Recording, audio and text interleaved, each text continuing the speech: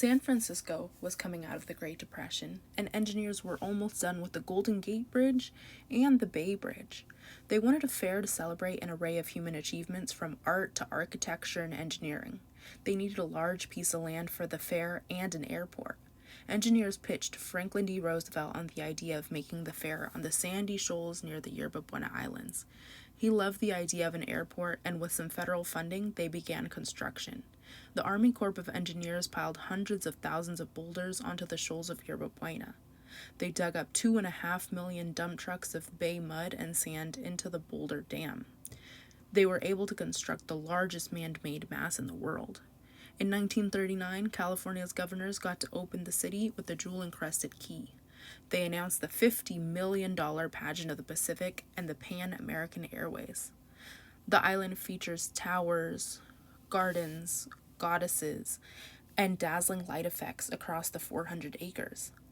In the first season, over 10 million people visited. The island hosted a lot of famous musicians and live entertainment, bringing in another 10 million visitors.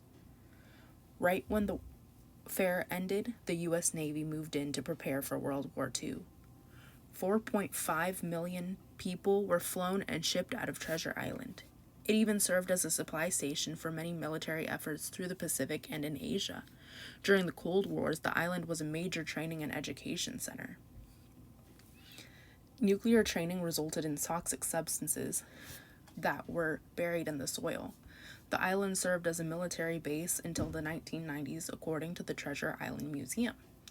Currently, Treasure Island is home to the homeless and those in supportive housing. Although the Navy has conducted large-scale cleanups, the risk of radiation is still very apparent. Residents over the years have experienced hair loss, tumors, and even cancer. Residents have filed a joint lawsuit seeking $2 billion in damages. They also fear of a redevelopment plan that aims to house thousands more onto this radiation-filled island. Their hope is that the redevelopment plan does not happen until they can prove there is no longer radiation. Yet, Treasure Island is in the beginning stages of a sustainability-designed redevelopment project to create 8,000 residencies.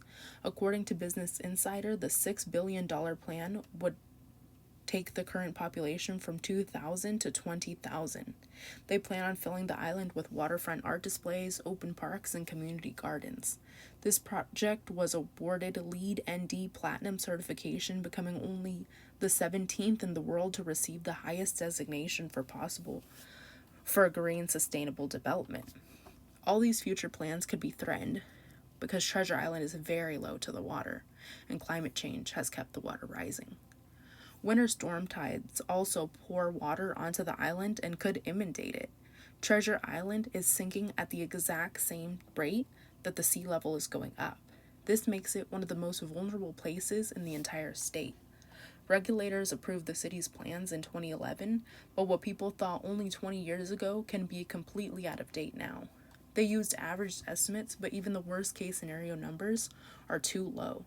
Higher-end predictions can see a level rise of 7 to 10 feet, which would completely cover the island. So what's the city plan? Their lead engineers agree that these projections are as concerning as they sound, but he says Treasure Island has the space and funding to adjust. They're using long straws called wick drains to siphon water from the mud as it compresses, which speeds up natural sediments. Then 50-foot vibrating beams were put into the ground to make it settle even quicker. Finally, they will weigh the island down by compressing mud. This should stabilize the island. They plan on taxing residents a yearly fee once it's complete to keep it afloat. Currently, all you see on the island is some housing, rundown buildings, and one convenience store.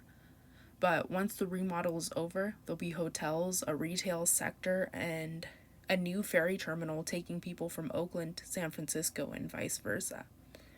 Thanks for watching. Bye.